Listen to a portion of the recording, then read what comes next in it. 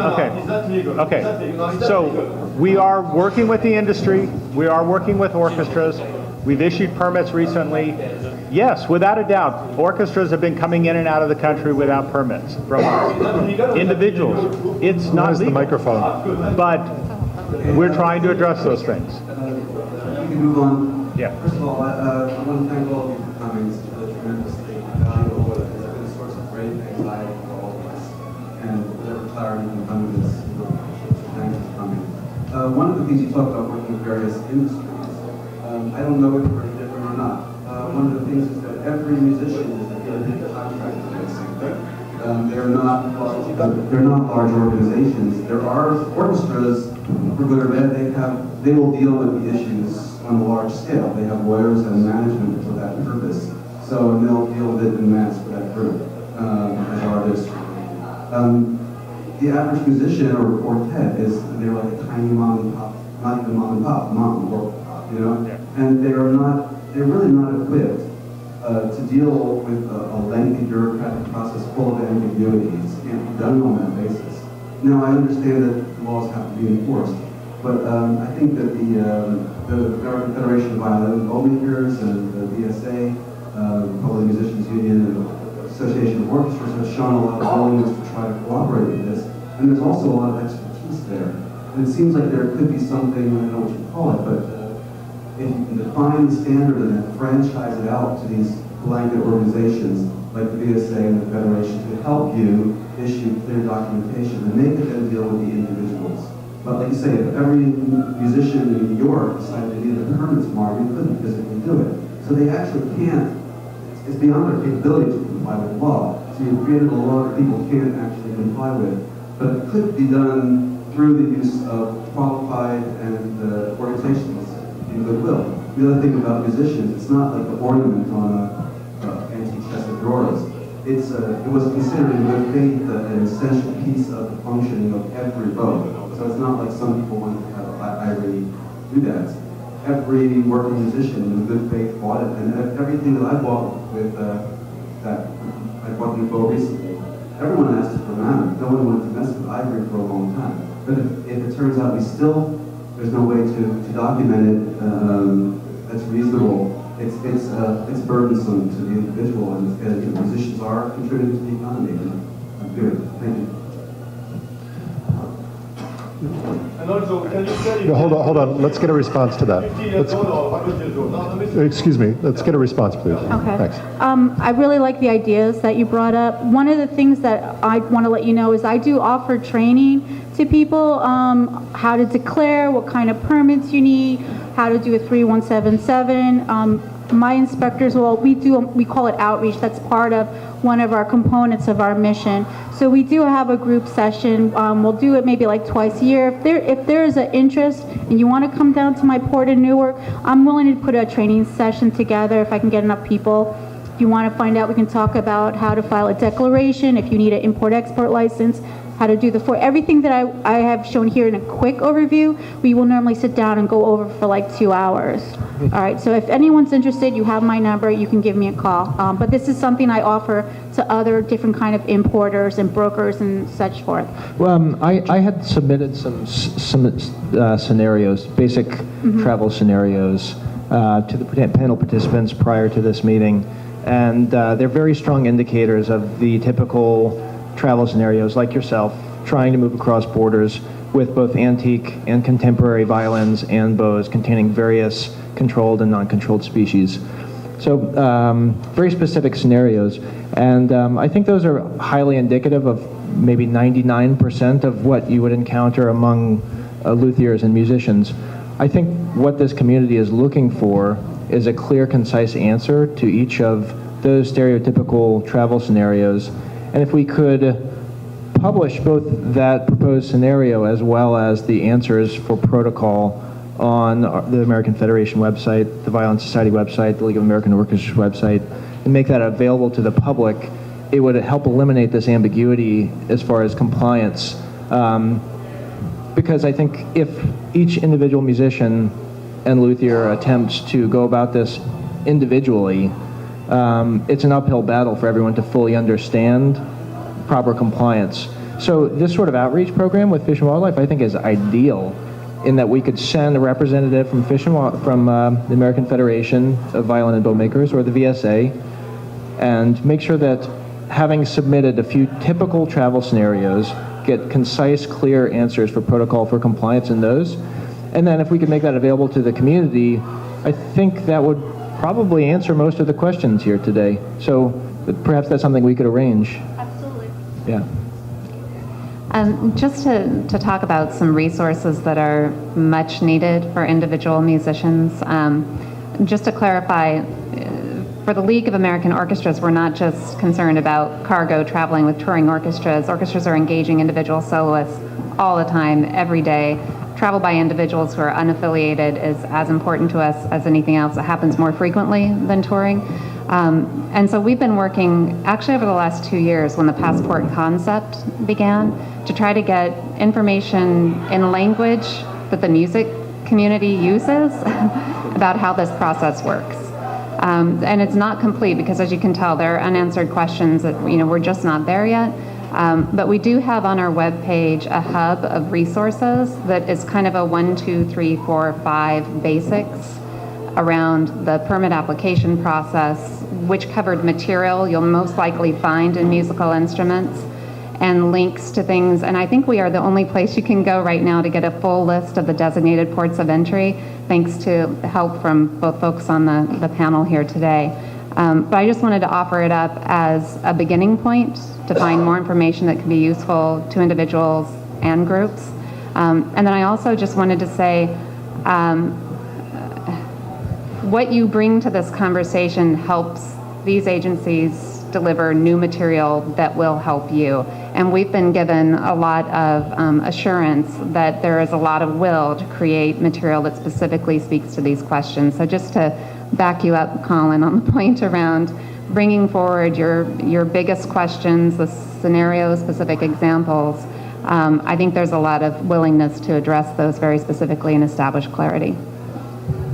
I know there's a mic back there, and I just want to say one thing. So I come into this from the environmental perspective. I'm actually, by trade, an independent environmental consultant, and Young recruited me to start working with IPCI several years ago, and we've been working together since then, and now I'm trying to help out on the African elephant ivory issue. And I, in my work, have become aware of industry self-certification processes. And so it's a question actually for Fish and Wildlife. I would guess you don't have the authority to delegate the permitting process to an independent industry organization, but would it be useful to have out there something like a forest certification type of organization that's doing self-certification? And how would that mesh with your efforts to do permitting? Is it something that the industry should be starting to think about, perhaps? I think it's certainly, you're right, we can't delegate the permitting aspects. It would have to still come through our office, through the Fish and Wildlife Service.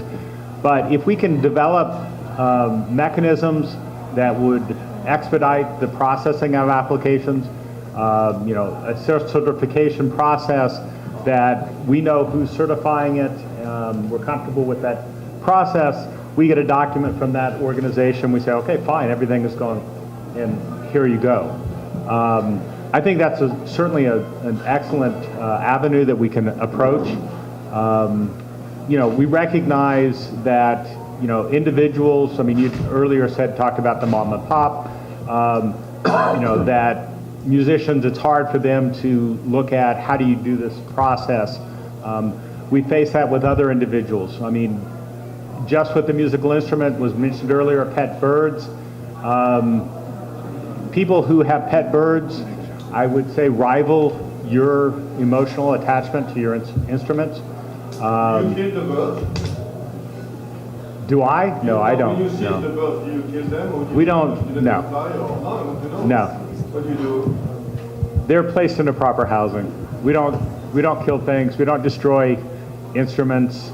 Yeah, So, my but, question- so no. Hold So- on. So anyway. He's answering, and then he's got the mic process back there for the next We question. recognize that, the permitting process, the application process can be daunting to individuals, and we work with them as best we can. continue to try to find tools, outreach material. I think, as Colin said, responding to these scenarios and posting those will give some examples of what, are ways of getting permits, what are required. I think it's just a matter of continuing to work together, recognizing that it's maybe a while before everybody's in compliance, and I think a relative assurance that we're not out to target musicians, we're not waiting at the airport for musicians to walk off the plane to snatch it. Just you, sir. Yeah. No, we're only targeting you. If I could just, It's because of the stripes. If you don't want to get targeted, do not wear stripes. if I could just, If I could point out that this is somewhat analogous to having a tax audit. It's the IRS is not out there to just come after you if they're auditing you. They can't possibly monitor everyone in the U.S. So unfortunately, some individuals have to go through the trouble of an audit. This is a similar thing with enforcement. I mean, I'm sure it's really not that difficult to actually comprehend that. Yes, it's unfortunate that some people get stuck in this net, and we're trying to solve that problem.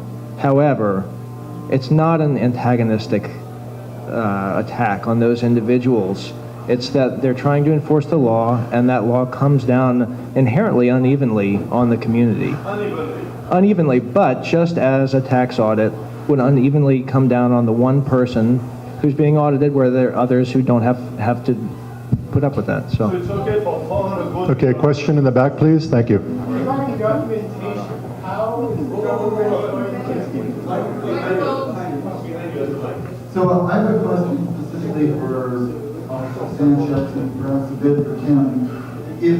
Let's look at if someone shows up, say this gentleman gets stopped on his way into the country, and specifically one of your agents decides that this is a questionable piece.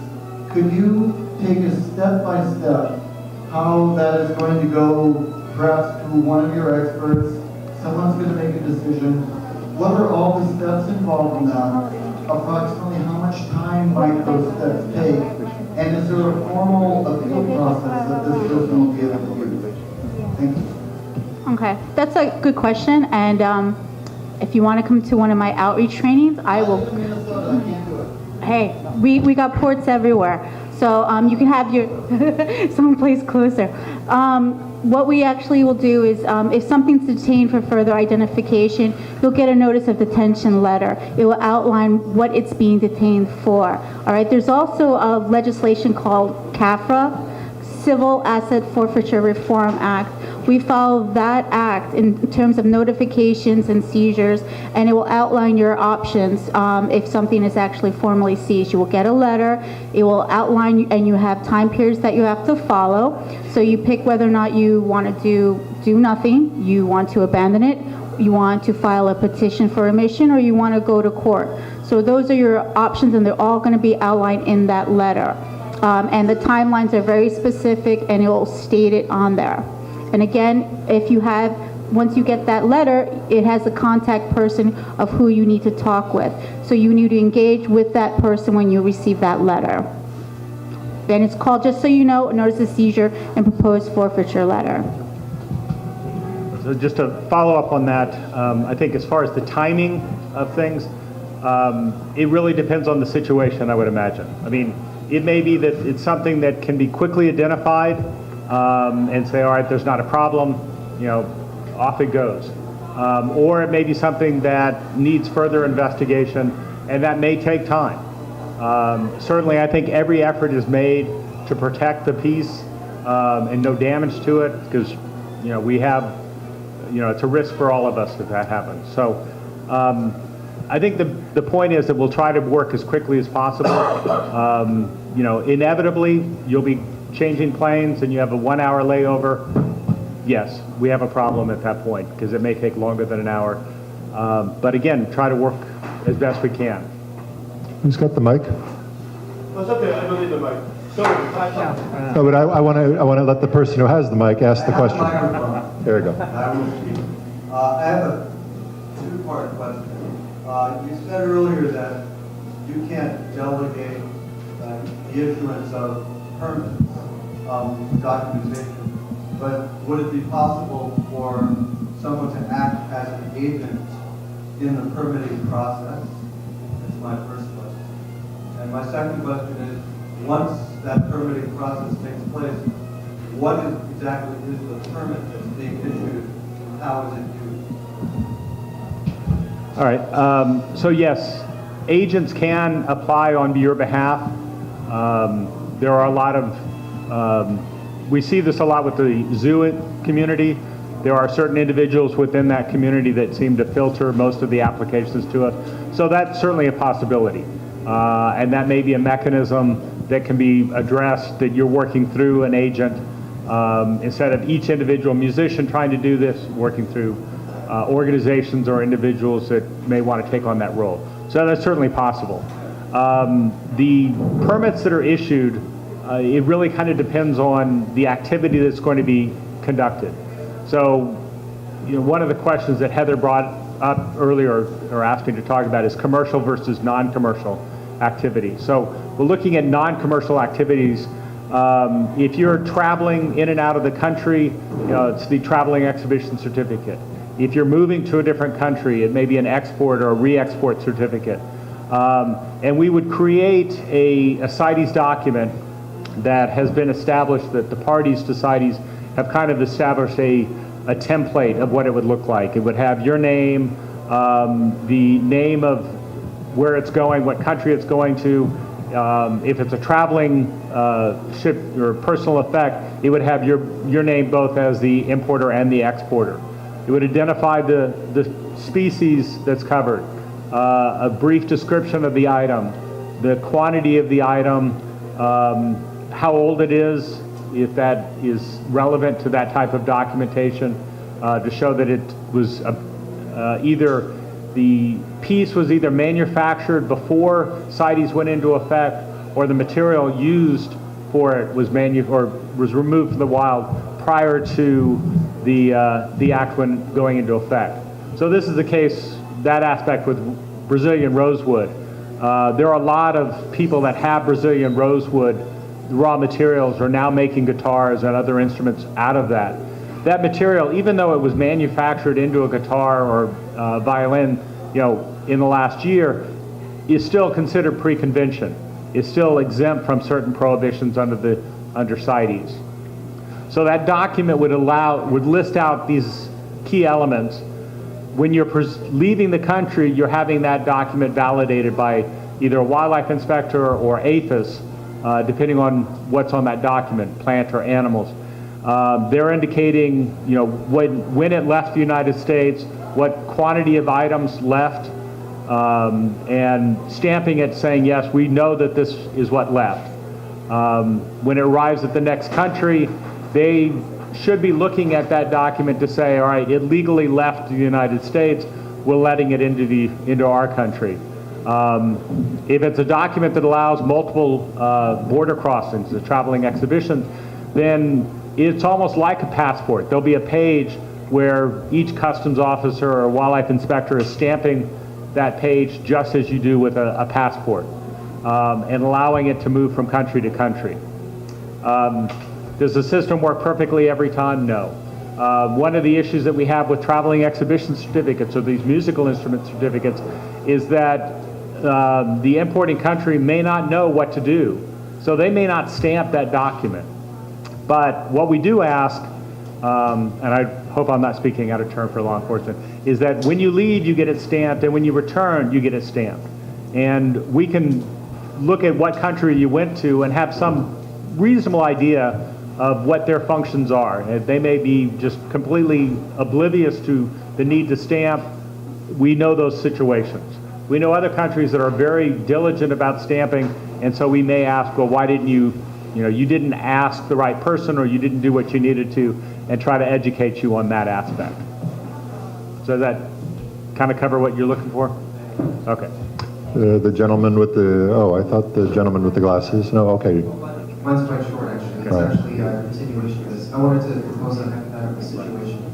I think a lot of musicians who own bows, in terms of it possibly even being actual African ivory, often the question is, how are you to prove and definitively know whether the material is original and pre-convention, or if there's been a repair done prior to that? And I think this is a major issue. What documentation are you going to accept, or could I simply acquire a letter from an expert in the field who, in their opinion, this material is original to the bow? Would that be acceptable? Because, I mean, again, with so many of these bows and materials, it's often impossible to determine the actual specific origins. A very educated and intelligent guess can be made. But what does your department accept as permissible? Proof of that? Well, I'll answer and then maybe pass it on to her, just because she's seeing such documents. When we're looking at applications, trying to determine whether we could issue a document, a CITES document, we are looking for appraiser statements, documentation that talks about where that instrument came from or that piece, any kind of information that's available. It is, to some extent, we're looking at a document, and does that seem feasible of what they're saying? You look at the piece, and does it look like the piece is old and hasn't been modified? Certainly it is possible for somebody to take ivory and put it on a bow, yesterday, and say, it's never been repaired or modified. Certainly I'm not an expert of looking at these pieces. I couldn't tell whether it's been modified in that case. But we rely on, the experts that are out in the field. So if you get an appraiser who, has, some knowledge in what they're doing and can demonstrate that. So we have art appraisers, go through, all sorts of degrees and everything. If they came to me and said, this is, 300 years old for these reasons, I don't have a reason not to believe that. If you say that, it's a bow that was only manufactured 5 years ago, it's probably been repaired or modified in the last, since the act went into place. So we're having to look at the documentation, and I think for the most part we rely on what you're giving us. Unless there's something that sparks our concern, and I can say from personal experience looking at applications for the last 12 years, for the most part we look at an appraiser if they seem reasonable. Now, I have rejected appraiser statements that the individual had no experience that I could tell at being an appraiser. Guy owned a shop that sold antiques, but he'd only been in it for like 5 years, had no experience prior to that. I would have a tendency not to believe that appraisal. But somebody comes back and says, I've been doing appraisals for 40 years, and here's the list of everything, my CV. All right, that makes sense to me. We accept it. But basically what he said, that we do rely on the experts. We'll look at the paperwork and the documentation. From the field aspect, we'll actually do a physical inspection of the actual item and see if it looks like modified or changed. And if it does look like there's a modification, then we will go to the documents, and if we need to, we'll go to an expert to have clarification on that. Okay? But we obviously do engage with the importer just to get from their point. They'll normally tell us straight up, hey, this was modified, there was a damage to it, and we try to correct the piece, and we did add some contemporary ivy to it, and based on that, we would take action. Okay? The shy gentleman in the front row. Well, I have a specific case on which I'd like a specific answer. So I have a bow that was made by Nicholas Kittel in St. Petersburg in 1856. It's made out of tortoise shell, and it's engraved on the ferrule. It is the main piece in the book on Nikolai Kittel.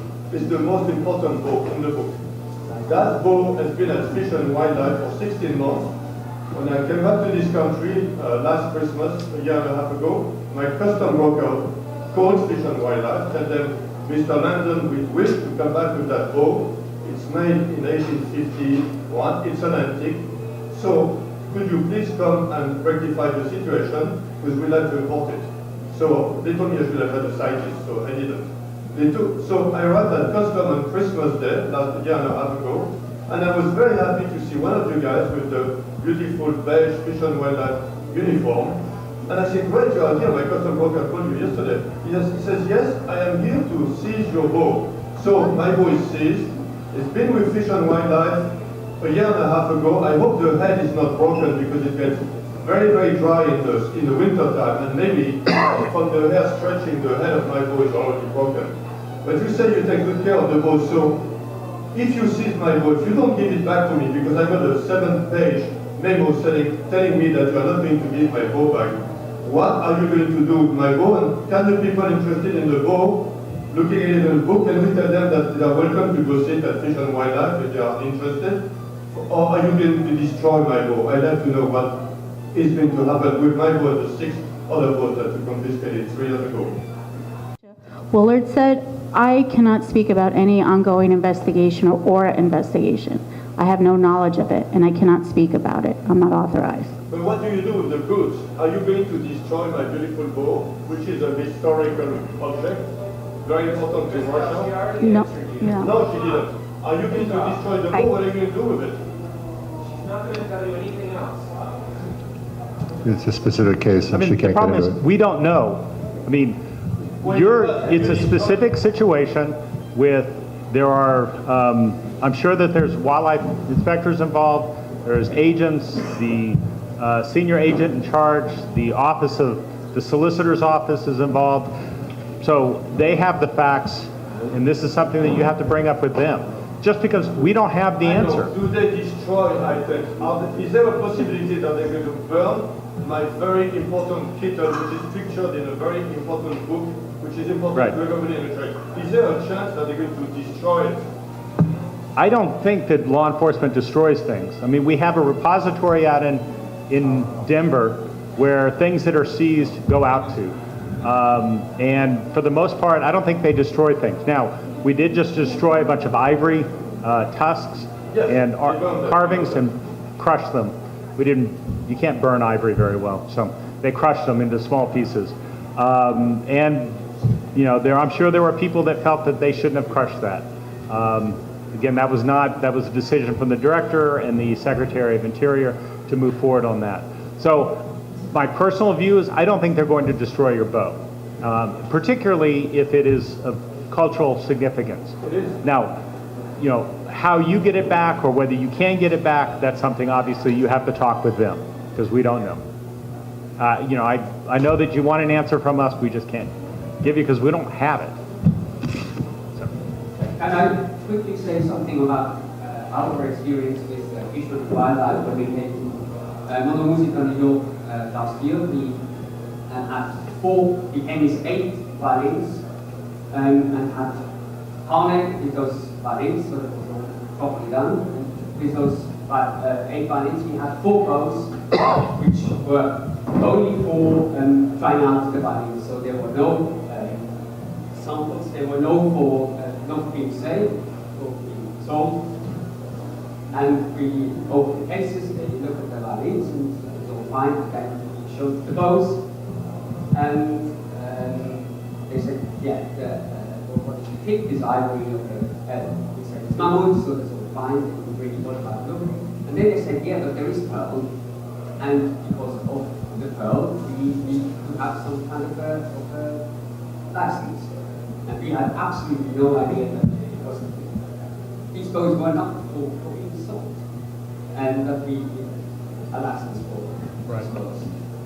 And so the Office of Fish and Wildlife, the Customs said, unfortunately, he can't give us a license. He had to come back the following day and go to the New Jersey office to get a license for this boat. It's going to cost $100, and that's then the end of the story. So we basically lost most of that next day going out from Manhattan to New Jersey. We had no idea exactly where it was. And we spent something like 3 hours there to get a license. And in the end, get $100 we want to pay by credit card. And they said, no, we're going to accept credit card. So we had to go away from there. We had to go to the post office to get some money to pay in cash. And then, we also needed an address in the States to have the whole kind of documents deposited. We couldn't have them in England. So that was another problem because I needed somebody who is willing to be our agent in the States for that. So we paid, I think, $100 then. And then, we have this taught us to be able to leave the country with those bows and the instruments. We need to come back before leaving and show the bows again. That is the same bows and so on. So on the Monday after Mondomusica, we spent basically a day before taking the plane, and we were lucky that we had these days. I don't know what we would have done if we wouldn't have these days. And suddenly, Fish and Wildlife said, but we have to pay another $100 for, I don't know what. Before they were guaranteeing us that, it's $100, but then we had to pay an additional $100. And we had to go to the post office again to get some money. I don't remember exactly the whole story because in the end we didn't actually pay. We paid $300 in New York, and they said, and when we were back in England, we had to pay for some reason, and I was so fed up with this, and we needed to leave the country we had to pay another $100. So altogether, the license and for the license $100, and then twice another $100 and plus $100 in England to be able to have 4 bows which were just here for play. And also we asked for some kind of legal ground written down why we do have to pay all this money.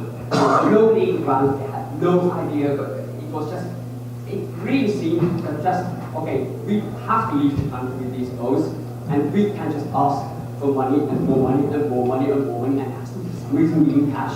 We didn't get a receipt. We weren't asked a document why we have to pay the money. It was just they could just do it. You want? We can discuss this. And I was lucky because they didn't confiscate the boat. And this because of mother of pearl, which is not sightless, and the Fish and Wildlife has no clue about which particular piece of pearl is actually sightless. All right, let's break this down for you. You weren't here for my discussion. All right, so if something's commercial, you need to have an import-export license, right? An import-export license is $100. You need to give 48-hour notification. If you wanted your shipment done on overtime, there would have been an overtime fee. So I'm trying to figure out where the fees are coming from, because you're saying $400. That doesn't sound right. But no, so I'm trying to figure out where you're coming from. But all our fees are actually located in 50 CFR Part.14. They're all clearly spelled out what the fees are. And if you want to go over them with me, I can actually go through them. I actually had a slide with the fees on it in case anyone wanted to talk about that. So you have to have your import-export license. You need to give us 48-hour notice if you're going out. I presume passenger? Okay, so a passenger. All right, if it was during our hours of operation or outside our hours of operation. And the Fish and Wildlife office were not prepared to meet us at the customs. We have to go to New Jersey, and we could only do that because we actually had the time, because we planned some days of holidays, which was spent driving out to New Jersey and spending basically a whole day in New Jersey dealing with these requests. But it's the Garden State. More and more cash. Okay. So I think maybe one thing to bring up is commercial versus non-commercial, and that is admittedly kind of a strange situation in that we talked about musical instrument certificates being able to, individual musicians traveling with that. They may be going out for a performance or to exhibit the instrument, and just showing, this is my bow or my workmanship. This is what I can do. I'm not selling you this bow or this instrument right now, but you can contact me when I get back to the States. So we would not consider, as far as the permitting aspect of that, as being a commercial transaction. You're not going out to sell that piece. Law enforcement, however, under the laws that they have to work and that there are different laws and different ways it all plays, is that that activity, if you're taking it out of the country to be offered, to be exhibited for sale purposes, or you're bringing it into the United States for sale purposes, or to be exhibited for sale purposes, it would be considered a commercial transaction or a commercial activity, and you have to have a commercial import-export license for that.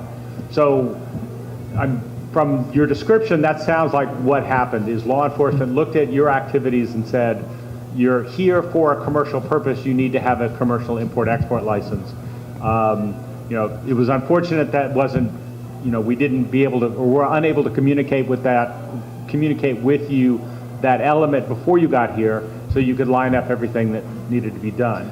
There are inspection process and fees that are involved in that, and mother of pearl is a wildlife species, so any wildlife has to be declared, and there's a declaration process for that. So the commercial aspect of it led to, it sounds like, most of these issues. Non-commercial, where it's your personal item, you're not offering it to sale, you're not making any money off of it when you travel with it, those fall under different rules. They don't need an import-export license, that business or commercial license, and therefore, and the inspection fees are different for that versus the commercial. Can I just a little bit more on the commercial versus non-commercial? So in our trade, it's very, very common at trade shows like this or other arranged exhibitions for dealers, people who their occupation is to buy and sell old and new instruments, to have a display booth to exhibit historic instruments or bows for educational purposes. They're not being offered for sale, but they're being displayed by someone who engages in commerce in the sale of those violins and bows elsewhere, not on site. So I think there's, for us, there's a gray area as to what constitutes commercial, because again, it is an individual who engages in commerce with those items, but at that particular time that it's being exhibited, it's not being exhibited for, it's not being displayed for sale even at a later time. However, in many of these instances, it could be an antique instrument that's worth studying to the community, so they display it, but when they return to their workshop, either in that state or another country, it could be for sale. So if you could clarify how you determine is it commercial or non-commercial, because I could also see how Fish and Wildlife might see that as advertising, because it's being shown for educational purposes, it's going to be for sale back on site at the workshop. How do you decide whether or not it's being advertised for commercial purposes later on, or is it just educational purposes at the trade show?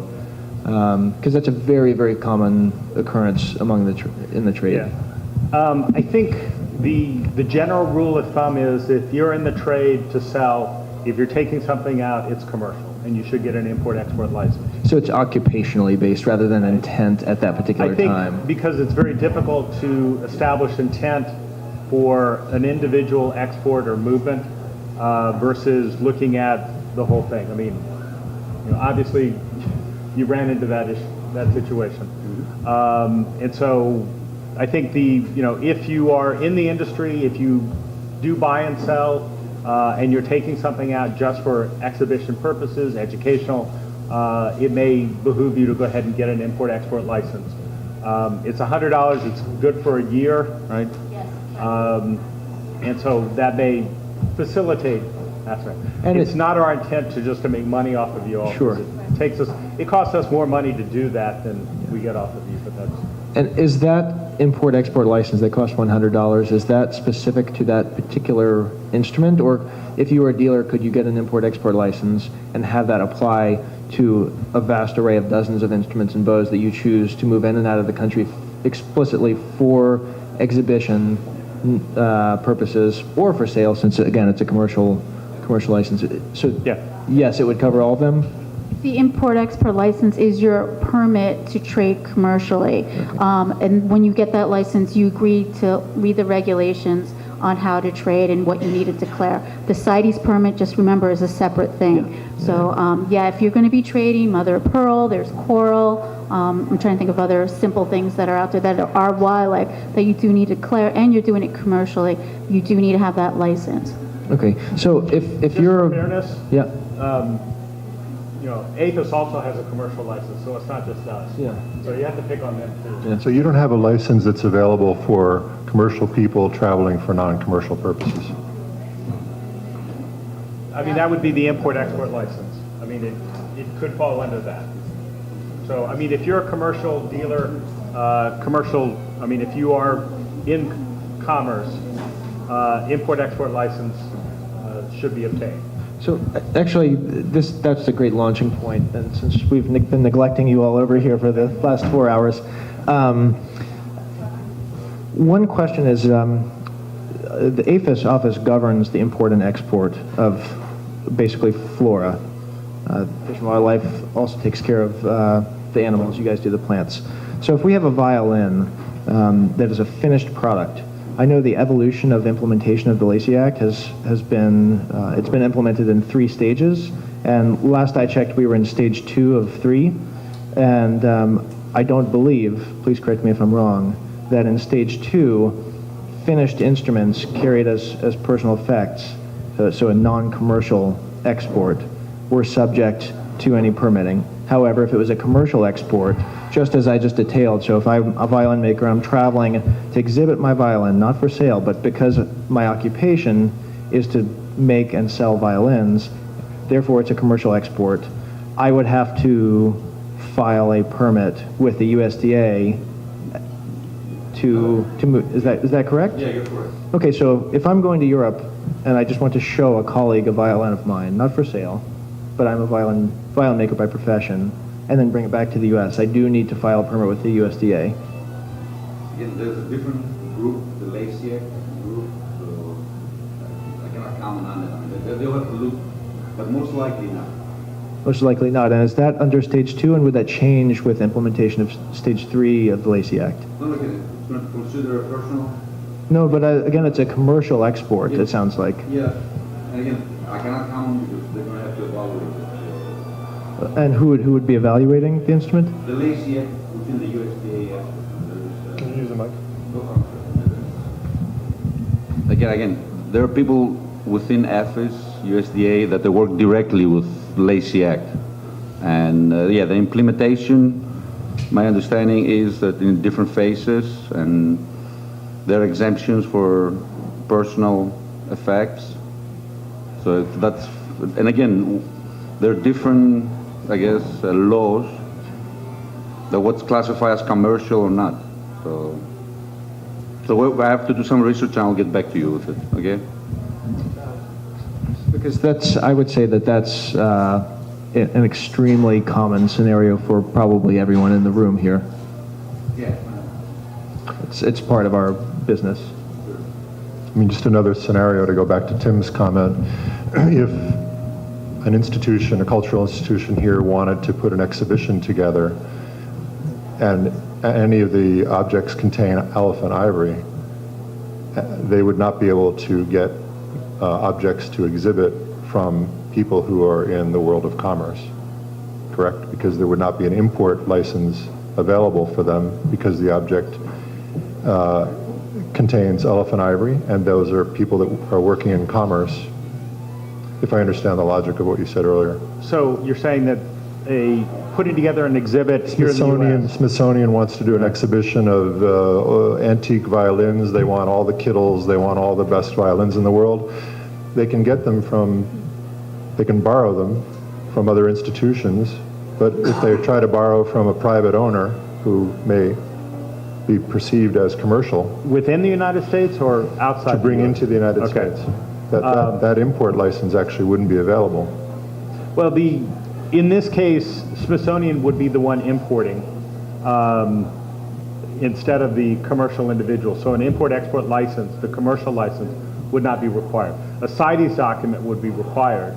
So if a commercial dealer in Germany, will say, is loaning a instrument to the Smithsonian for display, Germany would have to issue the CITES export document or pre-convention certificate that would allow it to come in for that exhibition.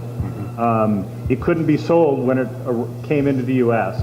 and would have to go back out of the U.S. under what the director just put out, the director's order. So that traveling exhibition would be able to come in. Okay. Or that piece. So, Great, thanks. This is another question for John, actually. So in March 2013, maybe some of you are aware, CITES passed a restriction on trade in the raw wood, logs, and veneer of Madagascar ebony harvested in Madagascar. Most of those species are endemic to Madagascar. For most of us in the trade, that doesn't affect violin makers because we're dealing primarily in finished products for ebony finished fingerboards. For bow makers, it's slightly different because there is some question as to what constitutes a raw material versus a finished product, or because bow frog blanks it's unfinished but also slightly processed. So this question is looking forward. Ebony currently comes from many other countries, including West Africa and Southeast Asia as well. Is there any anticipated restriction at the next COP meeting? Any other CITES restrictions that may go into effect on ebony sourced from other countries outside of Madagascar? Can you give us some sort of outlook? We are the enforcement, so the scientific authority and the management authority will be, again, Department of Interior. I'll be working on the U.S. positions, and we cannot speculate what in the next conference of the party, what papers will be there. But originally they had listed as all the ebonies, and then they restricted only to Madagascar, and So originally it was non-country specific, it was species specific, and that proposal was not enacted, but it was put on the table originally. Is that the case? they were listed originally worldwide, and then I guess they only want to protect Madagascar's resources, and then it was listed only for those populations. In the past, have proposals that have been tabled but then shelved like that been reinstituted and gone into effect at a later date? Just as far as looking at precedent. Yes, I mean, certainly proposals have been brought forward at one COP, either withdrawn or rejected by the parties, and have come up subsequent COPs with more information. It's unlikely that the same proposal could be put forward if there's not been some change. If in that period between the COPs, which is, roughly 3 years, something happens in the country that leads to a need to better control, that certainly is a possibility. So at this point, I mean, the next conference of the party is in 2016. The documents have to be submitted to the CITES Secretariat, I think 180 days before the convention. So that's really, if other countries are going to put forward something, that's about when we'd see it. For the U.S., we've already started the process of putting out Federal Register notices, asking the public what they feel should be listed or taken off the list. I think that first Federal Register notice, looking at species proposal is coming out within the next 2 months. Then we'll follow that up with another Federal Register notice looking at suggestions for resolution changes. How do we implement CITES? So for the U.S., we have a pretty robust public comment period for things going on. We ask what the public thinks should be listed or delisted or changes to resolutions. We put out another Federal Register about this is what we got, or these are the comments that we got from the public, what do you think about that? Put out another Federal Register, this is what we're thinking that we may do, and there's very likely to be a public comment period or hearing someplace in the process there too. Okay. So two responses to that. One would be the proposed species additions for the next COP. Those will be made public. Is that correct? Prior to going into effect? Oh, yes. I mean, so the proposals that we'll put forward, U.S. puts forward, we'll announce what we're doing. And as I said, all documents have to be submitted to the Secretariat 180 days before. and those all get posted on the CITES Secretariat's website. And that would be the first time the public can have access to that? To see other countries' proposals. Okay. We wouldn't have that before at that point. Okay. Now, it's possible that a country, there are several other meetings in between the conferences of the parties, a standing committee, animals and plants committee. A party may bring a proposal of something they would like to bring up at the COP, Conference of the Parties, for discussion. Those documents then would also be published on the CITES Secretariat's website. And those are, I don't know, 90, or not 90 days, maybe 60 days before those kind of meetings, they have to be posted. So to some extent, there is notice to the public of what's out there. I mean, you obviously have to be keeping watch of what the Secretariat's webpage has and those particular elements on the webpage. But we attempt, to the best of our abilities, for proposals, species changes, or amendments to the resolutions, that we put those out to the public for a public comment period and try to generate, interest. What do people feel about these things? Okay. And is it possible, and is there precedent for an annotation such as the one that exists for Madagascar ebony harvested in Madagascar? Again, that annotation currently says that the restrictions only apply to logs, sawnwood, and veneers. Is there any precedent for or chance that an annotation like that could be lifted to apply to finished products as well? It's certainly possible. I mean, that would have to be proposed by a party, and justification of why that annotation needs to be changed. I think that for the most part, for timber products, the real concern is the raw timber, the lumber, the sawnwood, veneer, and that finished products, the products have either been manufactured in the country where the wood originates, with the expectation that they have reasonable controls over their domestic processing, or it's already been transported, in interstate or foreign commerce, in international trade, and so the protections that needed to be done for that species have already been covered by the raw products being protected under CITES. So once it's been converted into a product, they don't need to see it anymore. There are some species, ramen wood is one species that does not have any annotation.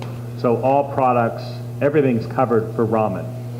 I'm not personally familiar about why they chose to do what they did with ramen, but I don't think it's ever used in musical instruments. It's too cheap of a wood, but it's very common in, furniture, baby cribs, things like that.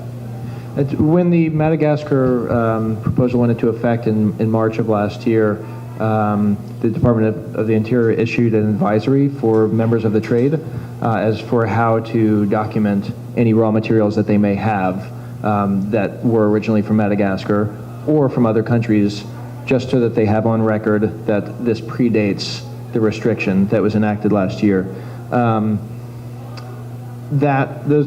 Basically what was advised was that individuals take photo documentation, provide any original receipts of purchase if possible, and in the event that there were not receipts of purchase, that they draft an affidavit and have that notarized, again, if possible, prior to the institution of the ban in March, stating that I purchased this prior to enactment of the Madagascar ban. In the event that that annotation, that it only applies to raw materials, was lifted, would that sort of documentation be sufficient evidence such that the maker could continue to make violins with their pre-existing ebony and sell those instruments and provide copies of that paperwork to the violinists so that they could travel freely with what would then be a controlled material? Yes. That was obtained prior to the convention applying to it. So even if the annotation were to be changed, that affidavit would support the pre-convention status. Items that were manufactured from that would still require a CITES document, but it would be a pre-convention certificate saying that it was obtained prior to the CITES applying. And with those affidavits, that would facilitate the process of getting the CITES permit? Correct.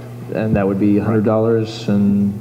It's, yeah, the application fee is currently, depending on what type, $100. And approximately a month processing time or something? Yeah, depending on the workload, yeah, a month Okay. to 60 days. Okay, thank you.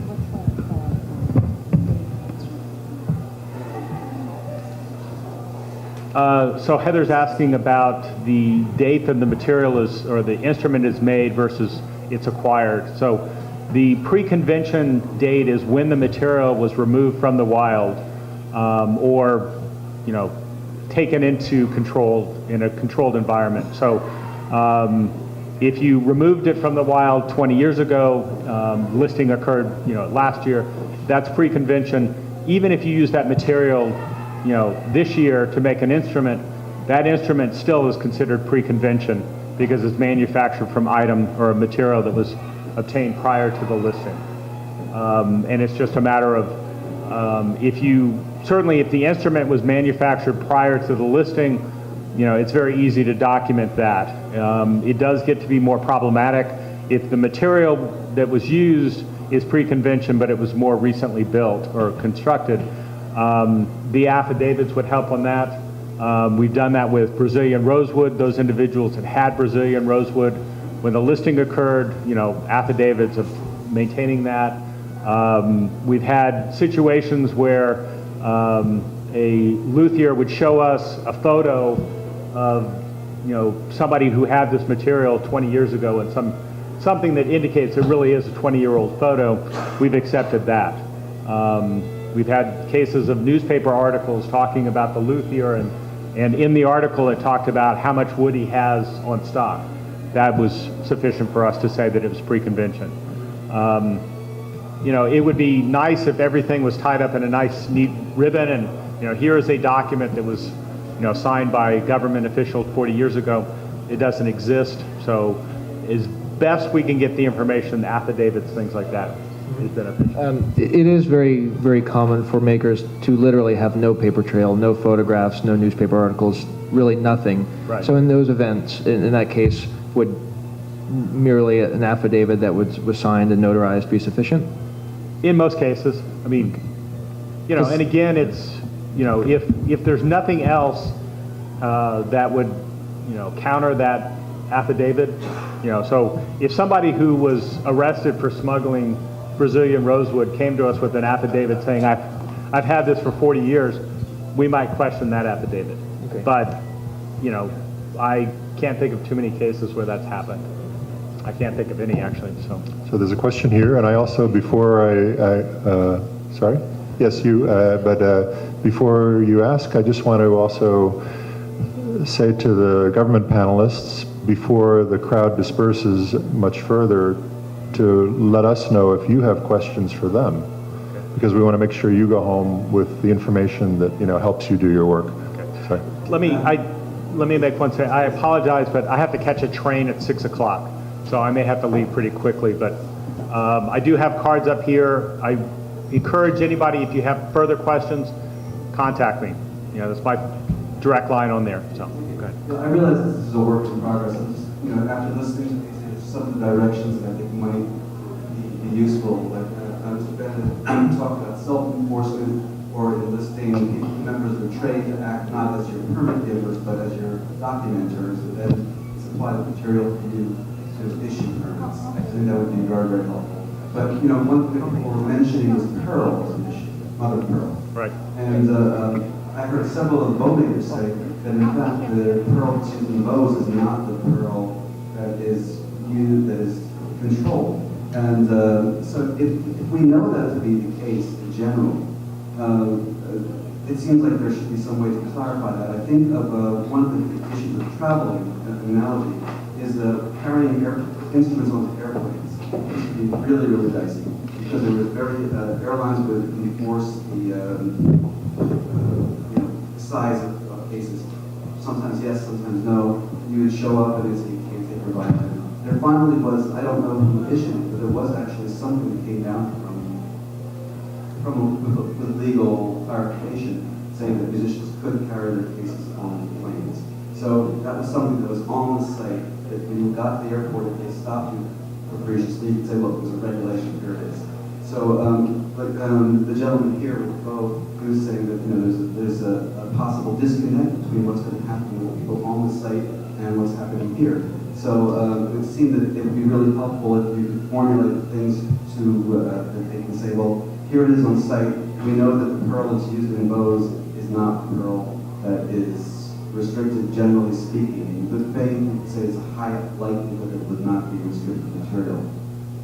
That's one thing. The other thing, when you talk about ivory going back some time on ahead, and you can a jeweler or expert certify that it's 100 years old and never been tampered with. They can also always say that, and it's plausible enough. But another analogy from real estate in New York is there's regulations on lead paint in apartments, but it's not actually totally feasible for someone to know everything that's under all the coats of paint. So one thing, I rent an apartment in my house. So you sign an affidavit saying that to the best of my knowledge, there is no lead paint here in the thing. So, I mean, there has to be some way that you can rely on the likelihood that something is going to be allowed and the good faith of the industry, and clarify it to the people on site. The thought. Okay. I think one of the questions that were kind of confusing is not that the mother of pearl was a protected species. It has to be declared because it is considered wildlife. So as that, you have to, if it's commercial, you would still have to get your license, declare, and do so forth. So mother of pearl is considered wildlife and does have to be declared to the service. The other question, do you want to handle it regarding the 100-year-old novelation?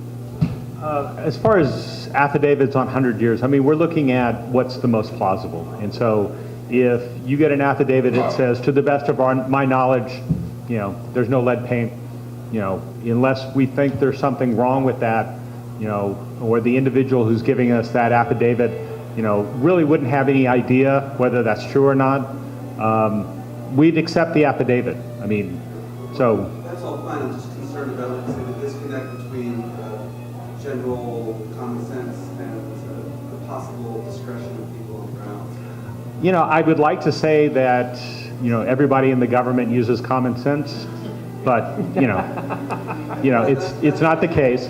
So I mean, we certainly strive for that. There may be individuals that kind of go off the deep end. Hopefully, there are other people within that agency that can pull them back.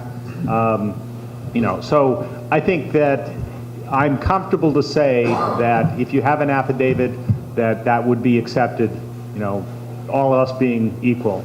And there may be cases where you show up at a port and the wildlife inspector says, wait a second, you're the third person that came through with the same document, what's going on?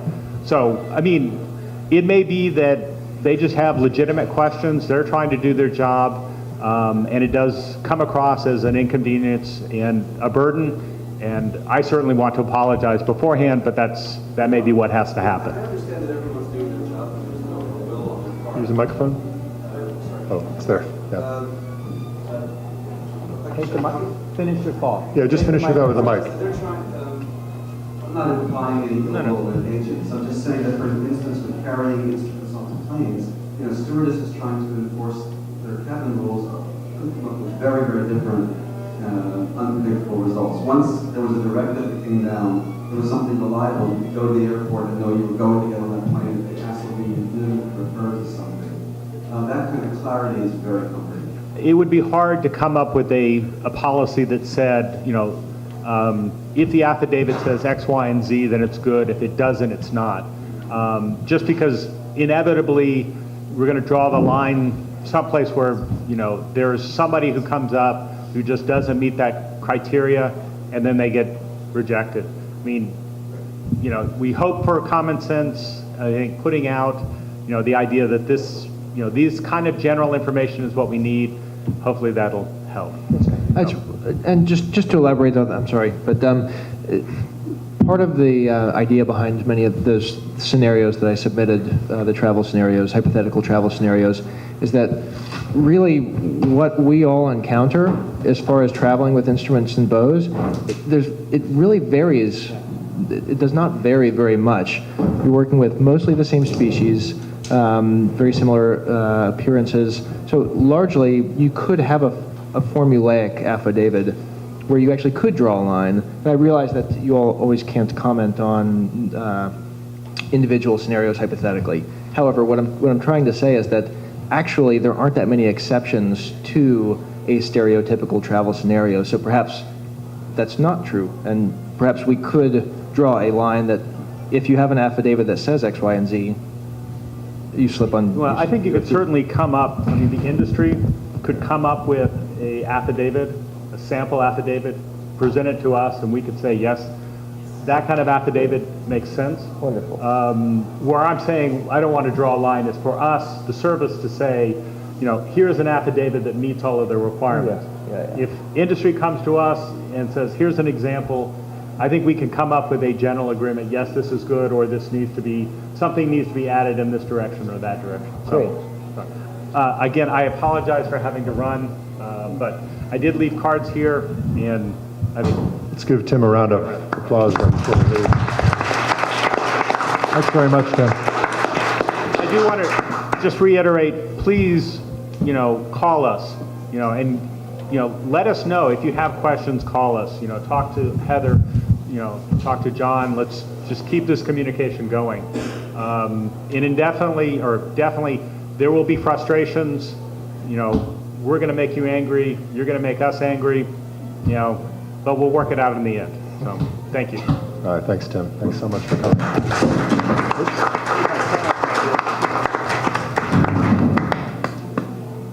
You had a question? Yeah, I joined this discussion late, so how I don't repeat something. But I have several questions. One is, I've just been to an orchestra in Florida that wants to travel to Switzerland, and they were advised to not take their boats. Because of course there's this hysteria now in this world, and like my company, we didn't bring any boats to this fair here. And those boats already exist for hundreds of years. The boats we're dealing, the boats those players play. So suddenly, because of the Fish and Wildlife regulation that we made sure our boats don't have any ivory on them. So we were proud last year to bring our boats in without any ivory on. Suddenly we are hit with a new thing, that the mother of pearl, which is neglectably small in boats already hundreds of years in there, is banned for bringing in. So we have to have a sudden license. So I think this makes life unnecessarily difficult for the trade as well as the players who are adding to culture. I am the last, and none of those people here are against protecting wildlife. But we're not doing anything here in protecting wildlife. We're just creating a harder world in which we live because we don't think in detail what is required in the society. Part of our society in the Western world is classical music, where we have orchestras. We might have to also protect their lives. That an orchestra has to consider to borrow bows abroad, which is impossible, because they might never be able to bring it back in. As you know, Christoph London earlier being very angry, but that his bow is already 2 years in customs because of some mother of pearl issue on the bow. So that is an impossible worry for all of us that hinders the trade. And the Fish and Wildlife regulation about mother of pearl exists really because there are all these large carvings of tourist sculptures. That's a huge amount of work. So maybe one thing I have thought just now is to maybe talk about the size of the material used, because on a bow, the size of mother of pearl is so small, it's like half a gram. It's maybe something to consider. And the other thing I think is very clear, give a lead time to the society and the world to understand, okay, we have to watch out, we have to prepare ourselves, we have to maybe get certificates. Have clarity for those people before putting those things into place. Because we did look up, we made an effort as a company to know what is allowed to bring into the US and what's not. So we clearly don't bring ivory things or frogs made out of tortoiseshell. Because that's clearly one we know for many years. But with mother of pearl, for example, we didn't know that, and it's very recent, and the world is just not prepared yet. And I think we have to, so that's something I would like to, for the Fish and Wildlife Organization as well as the customs regulators, consider. I want to give the floor to Leilani to respond on behalf of Fish and Wildlife, but I'm just curious, what is your country of origin? The UK. The UK. It's maybe worth it for you to know a couple of things that we talked about at the very beginning of the meeting. One is that the decision comes out of a meeting that was in London. Well, there's a longer story, but there was a meeting in London about 2 months ago, and 43 nations signed a declaration pledging to stop illegal wildlife trafficking. The U.S. responded to that. Actually, yes. In advance of that, the U.S. had already formulated a presidential-level task force with representatives from various departments and an advisory council, and developed a strategy, and the strategy led to this very, very fast, very aggressive rolling out of these laws. I'm in touch with a counterpart in Brussels, and it's a very different story. In the EU, they're starting with stakeholder conversations. Yesterday, and we might be able to make this link available to you online, but yesterday there was a stakeholder conference. So they brought people into the room and they said, who are you? What's your connection with wildlife trafficking? We're going to use this information to think about regulatory changes. Very, very different process. And it's not clear that it's going to lead to a ban on African elephant ivory trade in the EU. It's not clear yet. If anything happens, it will take anywhere from a year to more than a year. I asked you about your country of origin because you should, if you're not already, you should get in touch with your national management authority and let them know about your concerns from the perspective of the music industry. That would be very important and probably very helpful.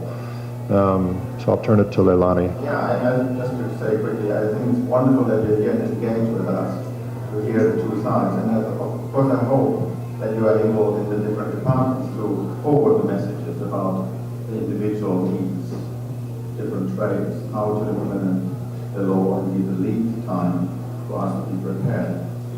Leilani will probably say something similar, but basically here, what happened was the order came down to the agencies, and you guys can back us up, and it said, march. And so they began to march.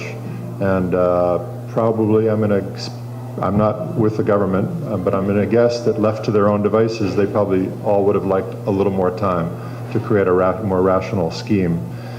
But it happened, and that's the reality we're in now. So, Leilani. Oh, sorry, Heather wanted to say something. Well, just one more thing, because you covered a lot of territory in terms of what's required to get in and out, right? So it's not just about the most recent ban, but the underlying permitting requirements that have been on the books for a very long time, but unimplemented, unenforced, unaware, all across the board. And so it's important as you communicate to be clear about which pieces are most challenging at various points. I think we're being heard about the challenges regarding the limited purchase dates for ivory for reentry, but I think we need to speak more about the go slow process on enforcement on the underlying CITES rules, because we have big issues we're wrestling with here on that underlying requirement, which is not new for other industries, but completely new to us, despite the fact these rules have existed for a very long time. So just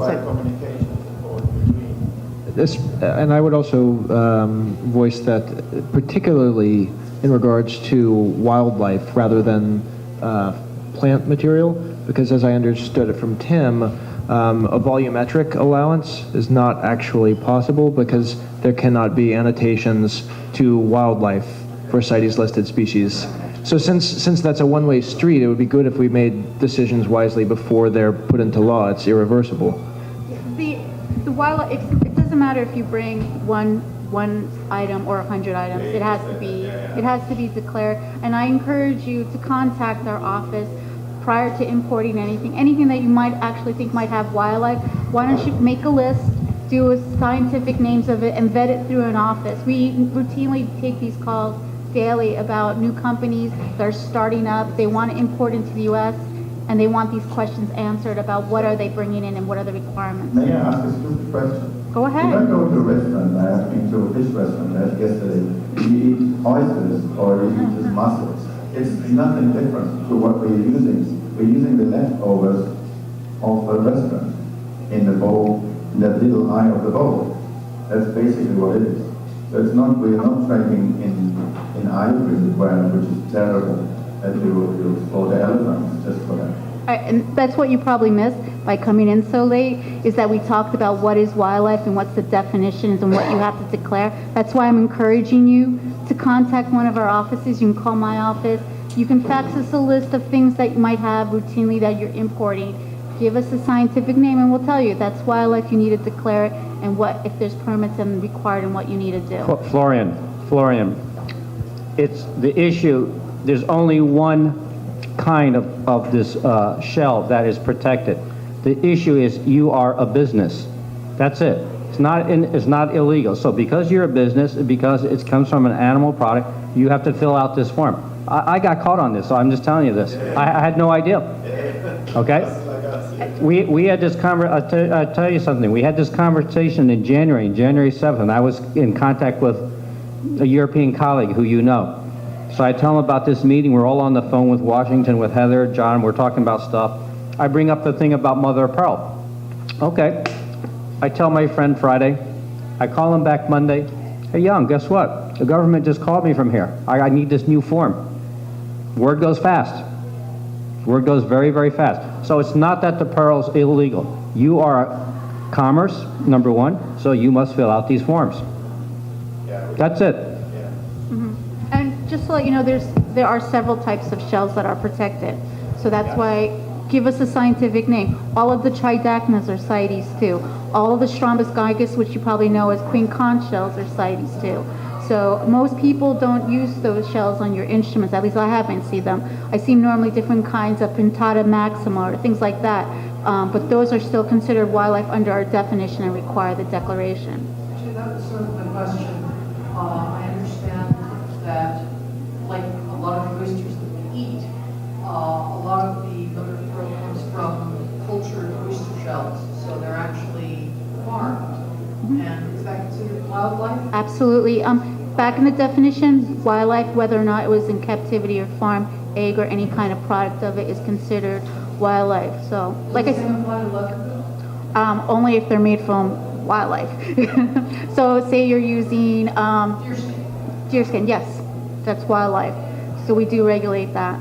And if there's a short list of what is considered captive, but if those, domesticated, but if those domesticated animals come from wild populations, you need to declare them. And again, if you're ever in doubt, give us a call. We have it like that for you. You get a permit for those sneakers. There you go. One quick question. I would love to have more than us here, more concerned about the musicians. And I know that the world is quite hysterical about it now, because they have heard things, and they start worrying about how to travel with their instruments and their vocals, because they know that there's some bits on it that might put them into trouble. While we know we can get our license, we can deal with that, they have no clue. And I think it's very important that to keep that also healthy. It's important for the society, it's important for our business, of course, too. But I think we need to give orchestras and universities and the colleges a clear information on this subject. And is there a possibility for you to arrange that? I already said I would, so I said it 5 times. Whenever you want. Yeah, so it's also, sorry, were you going to speak? I need to go a little bit. You need to go? Yeah. All right, we're going to wrap up. It's also worth noting, though, that the League of American Orchestras, which Heather works for, got a really good information on their site. So absolutely recommend you check out that site. We've pretty much beaten everybody down here. Maybe we should we should wrap it up. I don't know if anyone has any, up on this side, has any final comments? No? All right, so let me just say thanks to Leilani and to John and Anna and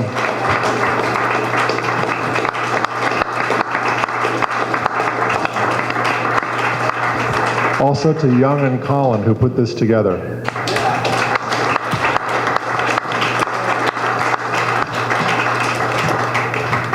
Lots more to be done, and I think that there was a lot of information flowing in both directions and potential actions for the industry to be taking, which is, I think, extremely interesting. But we're just to let you know again, we're working closely with the government as much as we can every day, and we're taking these messages and others to them. So we're in the beginning stages still, even though it's happening very quickly, but we're going to keep our optimism about making things better. So thanks to all of you for coming. All right.